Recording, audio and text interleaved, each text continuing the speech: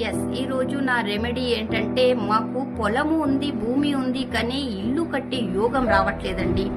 ఎన్నో సంవత్సరాల నుంచి ఇల్లు కట్టాలని చూస్తున్నాను, కానీ ఇల్లు కట్టలేకపోతున్నాను.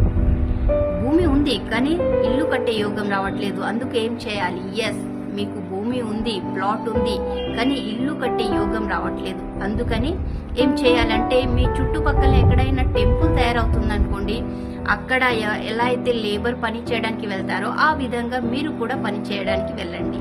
ఆ రోజంతా వాళ్ళ దగ్గర పని చేయండి.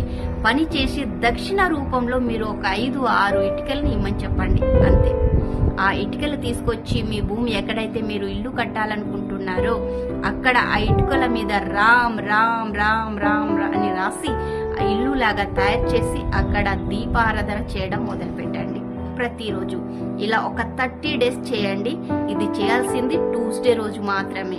ఇలా 30 డేస్ కంప్లీట్ అయ్యేలోగా మీకు యోగం కలిసి వస్తుంది. ఇల్లు కట్టడానికి కూడా, ఇంకా డబ్బు కూడా ఖచ్చితంగా 100,000% అండి.